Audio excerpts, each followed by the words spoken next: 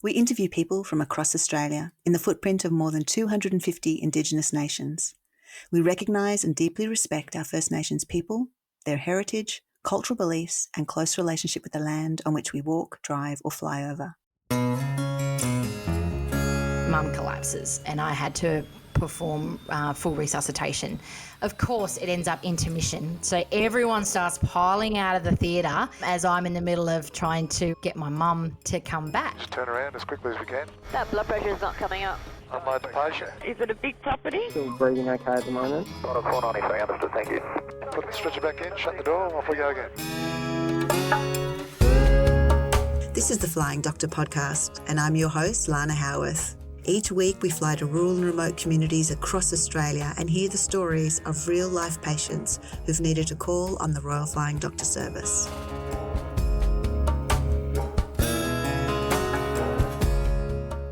On the 25th of February 2025, which is just a few days after the release of this podcast, Dawn Beaumont is undertaking a massive fitness challenge that has been in the planning for a number of years. Calling her challenge the Queen of Hearts Run and Ride, Dawn is going to be riding or running 20,000 kilometres in 200 days, and this journey will take her all over this vast country. Now, no one undertakes such a challenge without some preparation and training and a huge amount of passion and determination, and Dawn is filled with that. This podcast has been made possible with the support of Isuzu Ute Australia, a major national partner of the Royal Flying Doctor Service and also the sponsor of the Flying Doctor podcast series. Hello, Dawn. Hello. Now, you're based in South Australia. Has that always been the case? No, it hasn't. My husband and I moved over from Perth, Western Australia, oh goodness me, it'd be about 11 years ago now, to Port Lincoln initially, and then in the last 8 years over to Adelaide. Okay. Can you tell me a little bit about your family growing up then in WA? I sure can. So I've got incredible parents, my mum Janet and my father John. And I grew up with an older brother who's only 10 and a half months older than me and a younger brother who's about, oh my goodness, he's four years younger than me. And my younger brother is totally blind. So he was born blind. So I grew up with quite a interesting, diverse upbringing when it comes to having to manage two brothers, as well as having the younger one that needed a little bit more I guess sisterly love as required. Was that known of, that he was going to have no sight? Was that something that was known of in advance of him actually being born? No, it wasn't. No. So I was actually born in New South Wales. So both my brothers and I, and we moved over to Perth when Anthony, my younger brother, was quite young. And that was over in Perth, mainly because of the family infrastructure we had over in Perth while we worked out what Anthony actually had. So at the time when he was born, there was an understanding there could have been more things that needed focus and attention and support other than not having his vision. However, it was established over in Perth that it was blind. He's got detached retinas and no optic nerves. So he was born with absolutely no way of ever being able to see. And he is actually here in Adelaide now. So he moved over 7 years ago now, and he works, I think, for one of the utility companies over here in sales. So he's living his best life too. That's fabulous. That's great. Now, when you were growing up, were you a really active child? Like, were you deep into sports and so on? Yes, yeah. We one thing that my mum and dad were pretty big on was making sure that we had some sort of, standard Saturday sports type approach. When Anthony was starting to get older, we were trying to get him into something more active, and we started to look at tandem cycling. So where there's a front cyclist on the front and a blind person or vision impaired on the back. He was only, I'm really going from my memory here, probably 7 or 8 years old at the time. So to try and get him into some sport, my older brother and I decided to be front cyclists and do that as well. So he ended up with a front cyclist, and then my older brother James and I ended up with a vision impaired cyclist on the back of a tandem. And yes, we raced for Western Australia in tandem cycling back in our younger years. Wow. Yeah. Wow. I wonder what it's like to be vision impaired and to be sitting on the back of a tandem bike that's going along at great speed. I reckon it's probably exhilarating for a young boy. Absolutely. He loved it. He used to sing, though. He used to sing to us on the back of the bike, which was always quite amusing. And he didn't like the fact that one of the competitions that we did, he'd won too many golds. He wanted a set. He wanted the gold, silver, and the bronze. He didn't want all golds. So I think he ended up swapping some of his medals.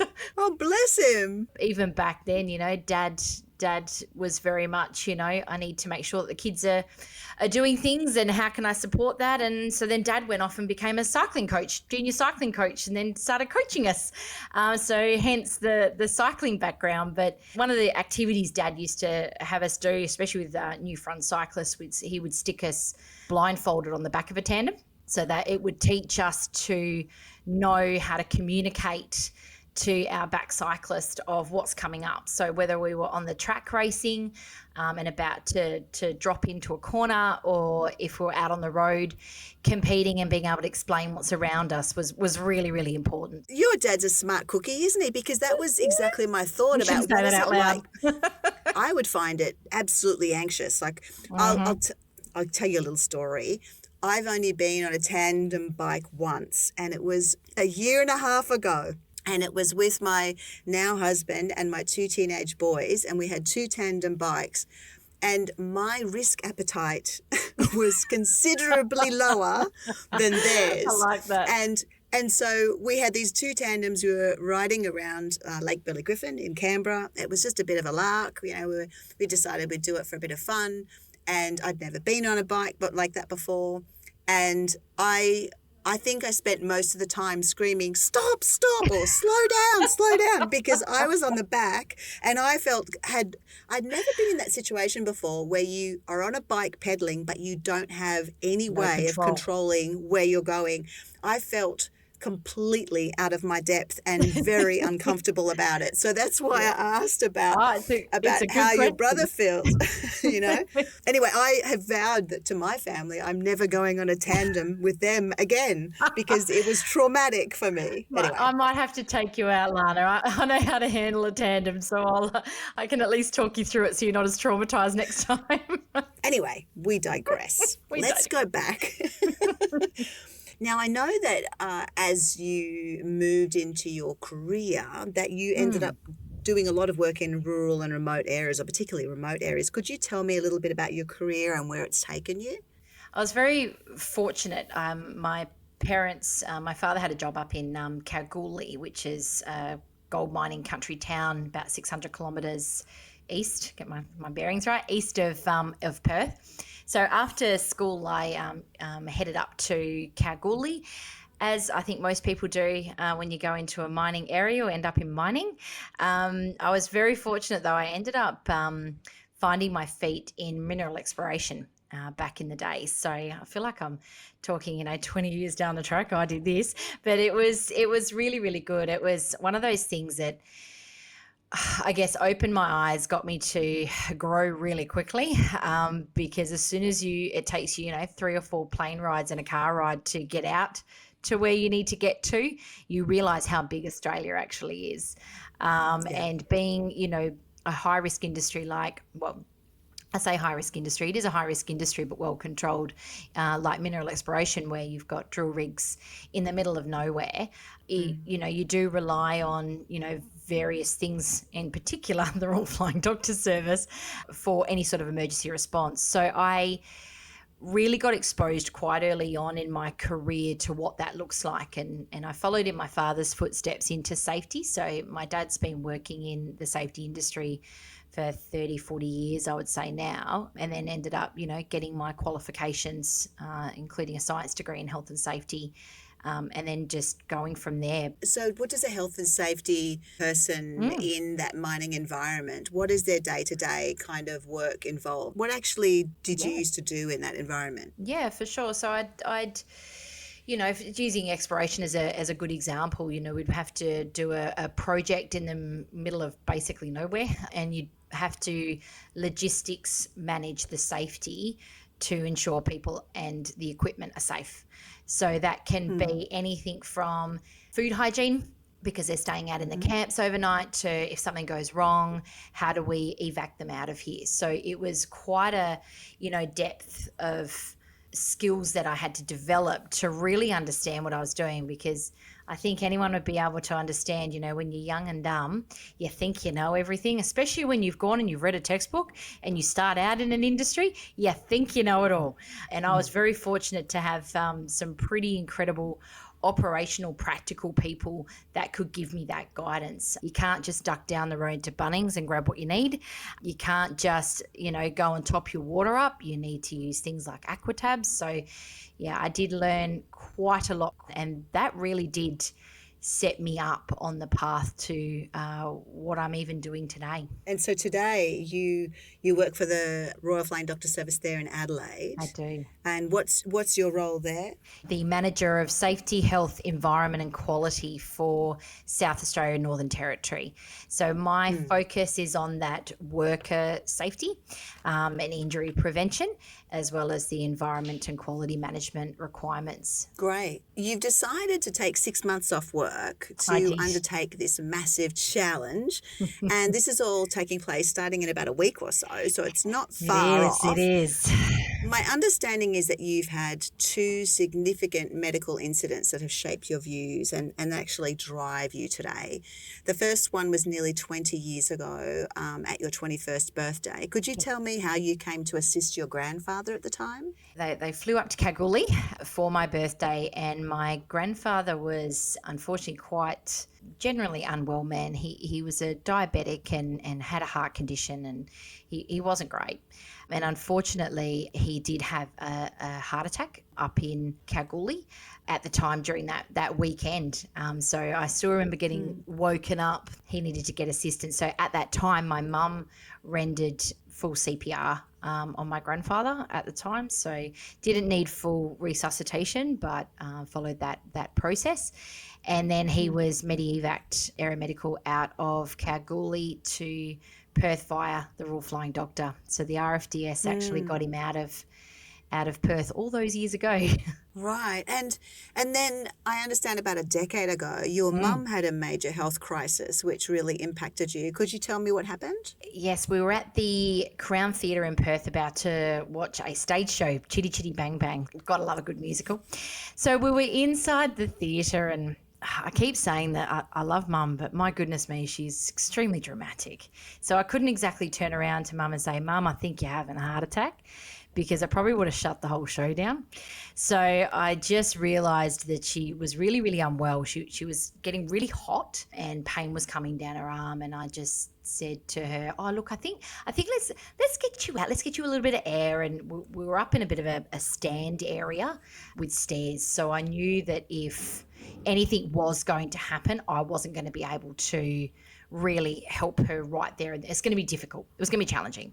So I was like, let's get her out. So I excused ourselves away through the rows, down the stairs, out to the foyer. Mum collapses. And I had to perform full resuscitation on Mum. So she doesn't remember much. And it was pretty full on, because I didn't have access to a defib at the time at the Crown. I'm sort of putting that out there because I know that they've gone and done all of that now. They've done an incredible job in that space. The team were great getting emergency services to me, but I had to manage all of that. And of course, it ends up intermission. So everyone starts piling out of the theatre as I'm in the middle of trying to get my mum to come back. She still remembers me slapping her in the back of the head at one point because she started to go again, and I just sort of shocked her back to her senses. But the paramedics came in, and then she was taken straight off. But yeah, she'd had a heart attack and needed heart surgery. Wow. And had she had a history of heart disease prior to that, or was that totally unexpected? It's not unexpected when you break it down and you do the digesty afterwards, to be honest, Lana. It was the grandfather that I've spoken about from the Kalgoorlie little episode is actually my mother's second father. Her biological father died at 35 from a heart attack at the Royal Australian Air Force over in Perth. So cardiovascular disease is actually in our family. I don't know whether or not we just didn't pay enough attention to. Well, I can put my hand on my heart and say I didn't pay enough attention to it. And mum was a smoker. She was a heavy smoker. She was, lifestyle choices weren't great. She was morbidly obese at the time as well. Just genuinely just unwell. So we basically had everything line up to go against her. But on that day, everything lined up in her favour. Had you ever given CPR before, or was that the first time you actually had to call on that skill? I had with my career. I've been exposed to emergency situations. I've had to perform, prior to that, I'd actually had to perform CPR a couple of times. One wasn't successful, one was. It would have been about 5 or 6 years prior to that. It's one of those things that in an emergency situation, I do feel like my background sort of kicked in a bit, and that was helpful. I was almost able to compartmentalize what was going on. Like I needed to deal with this situation like now as a situation.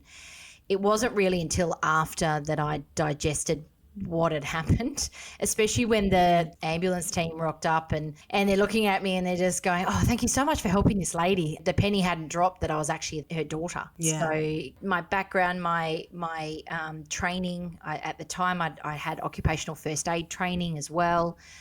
So I'd been exposed to some good knowledge, baseline knowledge and experience, which did help me in this situation. Yeah, it's just one of those things, you're not quite sure until you're in that situation what you're actually going to do either. Yeah. Now, your mum survived, thankfully. She did. What lifestyle changes has your mum adopted to prevent this from happening again?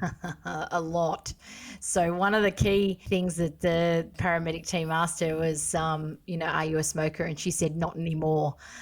So that rang a bell very quickly. And I think, to be honest, my father and I would have something to say if she even went near one of those things again, just saying. Mum always struggled with continual exercise, to be honest, and food and a good relationship with food. So she did need a little bit more extra help, and her cardiologist was very big on her getting some assistance to lose weight. So mum had gastric sleeve surgery done, and she lost 60 kilos to take the pressure off her heart. And that's been extremely beneficial for my mum, and she's stuck to everything that the cardiologist and her gastroenterologist has arranged. And even now, I know she went to the cardiologist the other day, and, she loves bacon. And so trying to get her to give up bacon a bit, or at least slow down on the bacon front, has been a little bit challenging. So I'm not saying that mum's a saint. She's definitely a lot better when it comes to this. Yeah. But yes, the woman won't give up bacon. Okay. This podcast has been made possible with the support of Isuzu Ute Australia. Have you seen any of our 7 large RFDS flight simulators as they move around Australia? Attending school, community or field days. Each is being towed by an Isuzu D-Max Ute, courtesy of Isuzu Ute Australia. Reliable vehicles are imperative in the harsh Australian outback, and the Isuzu D-Max and MUX vehicles are the perfect match for the long-distance heavy towing demands of these simulators right across Australia. To learn more, search Isuzu Ute online. So the incident with your grandfather and then this incident with your mum. Yeah. How are they driving you? So you've decided to undertake this challenge. What has led you to decide that you're going to try to run, 20,000 kilometres? Yeah. Tell me about that. What's the process that goes through your head that says, I need to do this? Because I would say that a very, very small portion of the Australian public would ever have that even occur to them. So I love that. What led you to decide to undertake that? Look, Lana, I wanted to do something on a really big scale to raise awareness for cardiovascular disease, and also to get some money and injection into research, into prevention. The RFDS and the Heart Foundation both really work hard on that proactive, preventative approach to health in general, and heart health is critical for that. And I was reading a book, and it would have been 10 years ago. I was reading this book, Running Pink by Deborah D. Williams. She ran around Australia for breast cancer research. I do blame my husband for this too, Lana. This is his fault because he got me the book. I was reading the book, finished it, looked at him and he goes, great, I've got to go and buy a caravan, don't I? So he knew straight there and then that I'm going to want to do something on a pretty big scale. What was it about that journey, about that book that you read that made you think, I want to do that? Because you're talking about, as far as I understand, you're planning to do a run each day and then a ride and then finish off the day with a bit of a run. Correct. I'm doing a duathlon every day. So you start off in the morning. Yep. Depending on the day is what time I kick it off, but I'll start in the morning and then do anywhere between a 10 and a 15 kilometre run in the morning. I will then have a rest, refuel, eat, and then jump on the bike and do about 80 Ks. And then after that, I will refuel again, jump on with the runners back on and then go and do another 5K run. So I plan on doing that every day consecutively for 200 days straight around the country. Have you done that sort of day already? And how many days have you done it for? Yes, I have. So as part of the training, I love how everyone's sort of like, how is that even logistically possible? Yes, the training load that's gone into this, it's not like I've just woken up, a week ago and go, hey, let's go and run a ride around the country. It's taken me years of planning, both logistically and physically for this. So the last 18 months and 12 months in particular, I've really ramped it up. I'm training around that 30-hour-a-week mark. Weekends, every Saturday and Sunday, I will do a duathlon every day, but with more Ks. So I will do 25 kilometres worth of running on the Saturday and the Sunday with 100 Ks of cycling on the Saturday and the Sunday. So I've been loading quite a bit for quite a many months leading into this. So Lana's just going, what is going on? Why? Why? Because I can. I come from a kind place, okay? I come from a kind place because I like to run. Yes. And I also like to ride, not tandem bikes, but I do like to ride. Yes. But I cannot conceive, isn't that just 200 days of pain? Nah. There's no recovery there. So I'm just trying to understand. Yeah, there is. There is? Where's the recovery? There is recovery. So there's lots of different ways that we're sort of managing this. So think of it like a 200-day training plan, right? And in your training plan, say you're training for a marathon, for example, you have peaks and troughs in your marathon training, correct? So you wouldn't just go straight in and run a 42K run. You build up your long runs leading up to that marathon. Same with an endurance event, whether you're, cycling, whether you're doing Ironman, you build up to it. So think about a 200-day training block. Those 200 days have been mapped out so that I basically ebbs and flows. I will peak at certain points. It'll drop off at certain points. I'll bookend at certain points. So, for example, the whole 6 hours of load will be done before 10 o'clock in the morning. And then I won't start again until 8 o'clock the next morning. So consecutive days are there, but how you then manage the load in those days, depending on various conditions. It's an excessive 200-day training block. I'm not going to lie. It's not exactly, a walk in the park, but I don't think people are going to go, hey, Dawn, we'll give you some money if I'm just, going for a little trot either. So we got to do it on a big scale. Yeah. No, I get that. But you're, as you say, you're either a little bit crazy or you're just a sucker for punishment, or maybe it's both. Bit of column A, bit of column B. Yeah. Logistically to be able to travel around the country with that sort of schedule where you're running, riding, sleeping, eating, that's pretty much it. Yeah. You're running, you're resting, you're eating, you're riding, you're eating, you're resting, you're running again, then you're sleeping. Who's the team? Who is the team? Well, the main A team is my beautiful, incredibly supportive husband that didn't think when he put a ring on it that we'd be doing this, and my puppy dog. So they're the key support team.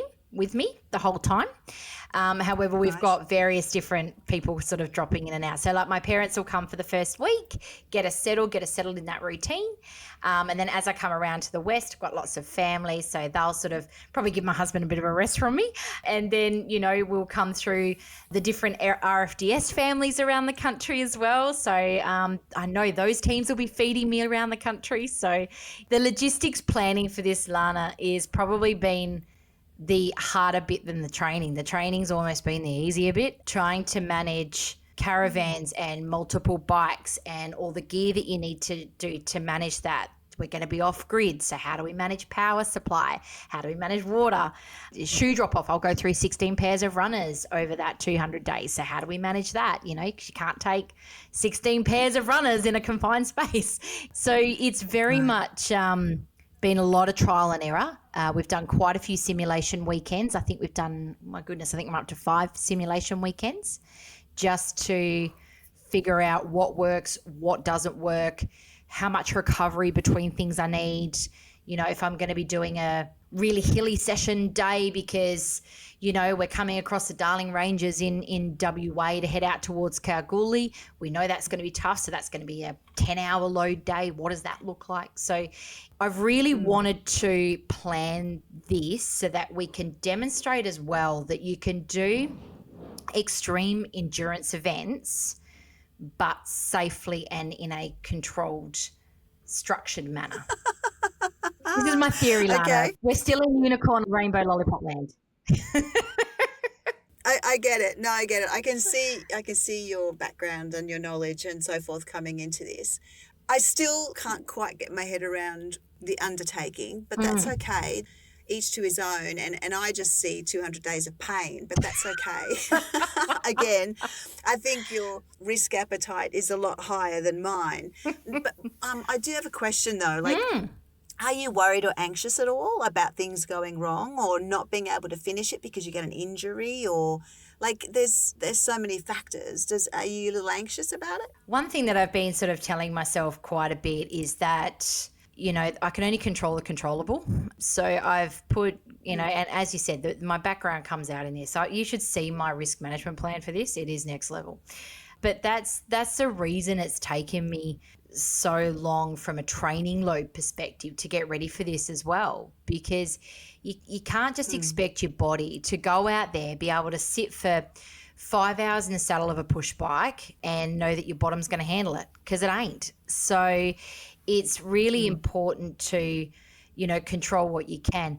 There are always factors in life in general of things not going to plan.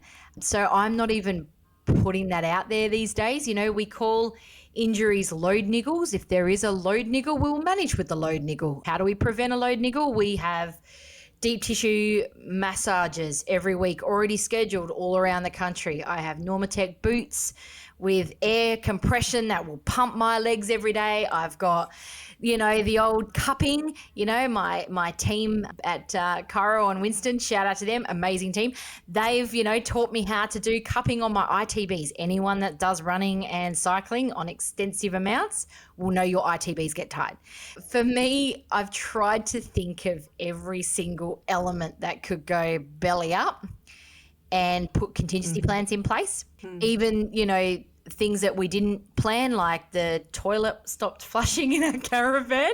So, we better get that looked at. So there's so many elements that I can plan for. There'll be loads more that I haven't planned for. And I think it's really just about how agile I am to respond to it, and not throwing your toys out the sandpit, the sight of one thing going wrong either. But I also think my background and years in safety and emergency management-y type stuff really does help, because I don't panic in those environments. I panic on random stuff, but I don't panic in those sorts of environments. So you're going clockwise, is that right? We are going clockwise, so we're heading west first. Correct. Okay, great. So you're going west and then all the way up the top and then all the way down. What factor does weather play into all of this? At the moment, as we're recording this, there's cyclones and there's flooding rains in Townsville and there's, heat waves in South Australia. And how does weather impact something like this? Because, running, if you're going to run 15, 20 Ks, 30 Ks a day and ride 80 Ks a day and it's 40 degrees, that's very different to riding in 18 degrees. The reason we're starting the 25th of Feb from Adelaide and heading west is because we basically will hit cooler regions. So we'll go through the Eyre Peninsula, around through Esperance, Albany Way. It's quite a cool part of WA, which is great. Then I'll start heading up the top end of Western Australia into Queensland, Northern Territory during the dry season. So that was the whole point for us to plan it and manage it the way we have. And then the only challenge, I guess, with that, or the extra that we're playing with at the moment, obviously, is heat's fine. I've been training in that. I've got no issues with that. I've worked all up in the top end when it's hot. No issues with that. It's the cold. So I'm coming through New South Wales, Victoria, into Tasmania, out to your part of the world in the ACT, basically the middle of winter. So we've had to really think about the gear, what that looks like, what tyres to run on the bikes, all of the above. There's always a way, but I have trained in some pretty heavy conditions here in the last 12 months. The rule of thumb from the cycling coach is if it's lightning, it's the only time you come off the road. Everything else you can work around. Right. Yep. And so are you going to be in front with a vehicle and a caravan following behind, or what? How is this? Is that the way it's going to work? Yeah, to a point. We'll be bunny hopping, always have a vehicle behind me, especially in high-risk areas like, across the Nullarbor or, out to Kalgoorlie where there's road trains, that sort of stuff. But my husband will be bringing the caravan sort of along, and then we'll be putting the caravan ahead of us. So it'll be at one of the Discovery Parks, which is one of our sponsors. They've allowed us to plug and play around the country, which is incredible. And we'll just basically put the van up, and then I will run and ride towards the van, and then we move it again. There will be days where I'll have, I think we've worked out three nights maximum off grid where we will not be in anywhere. So the van will be with us the whole time. But we've even factored in, my mum's made us a little changing room that is magnetic and attaches to the back of the car for me to change into my cycling kit and then change into my running kit, even if we're in the middle of nowhere. So, yeah, it's lots and lots of elements, lots of moving parts. Are you excited? Oh, beyond. I am pinging now and I'm driving everyone insane, Lana. Absolutely everyone nuts. Hey, thank you for listening to this episode. And thanks again to our major sponsor and major national partner, Isuzu Ute Australia. Isuzu Ute is committed to supporting the communities in which the RFDS operates. To learn more, search Isuzu Ute online. Well, I'm hoping that it all goes well, and I know you're wanting to raise money for both the Royal Flying Doctor Service and also the Australian Heart Foundation. How do people track you on your trek, and how do they support you for these causes? Oh, this is great. So I have a website set up, www.dawnbeaumont.com.au, all of the details of how to see what I'm doing, where I'm at, where I am in the country, what dates I'll be. I've got my own little Google Maps going on there now too. And there's also a donate page section where it'll go to either of the causes. So we have, sort of coined the term epic duathlon for dual cause. That's what I'm doing. And it's, all to raise that $2 million target that I have for the Royal Flying Doctor and the Heart Foundation. So that's what this is all about. Great. Well, we'll put those details in the show notes also. Thanks, Lana. Appreciate it. If anybody has trouble to find them, they can definitely find them in the show notes. Look, it's been lovely to chat. We wish you the best. In a week or so, you'll be off and we'll watch for 6 months. And I reckon when you get back. I heard you're a runner and a rider, and I'm coming through Canberra. I feel the need. I think from memory I'm doing the Burley Griffin park run as well. So I feel like you're going to join me on some of this experience too. I can feel it in my bones. It's highly unlikely. highly unlikely. Not on a tandem, I promise. I will say we will be watching. We cheer you on from the sides. It's a big undertaking. Very, very brave. It takes a special kind of person to undertake something like this. So we wish you all the best. Thank you, Lana. And if at the end of this 6 months you decide you are going to sell your bike and never get on it ever again, turn in your running shoes for something else, I wouldn't be surprised. But we'll talk about that maybe afterwards. Yeah, we'll talk about next steps after when it's all done. All the best of luck, and thank you so much. Thanks, Lana. Thanks so much for listening. If you enjoyed this episode, please share it with family and friends, and subscribe and follow, and then you'll never miss the next adventure. For all the details on how you can share your story with us, join our Facebook group and donate to the Royal Flying Doctor Service. Check out the show notes for details. The Flying Doctor podcast is recorded on Ngunnawal land. It's produced by Sophie Campbell, edited by Mandy Coolin, and I'm your host, Lana Howarth. Catch you next time.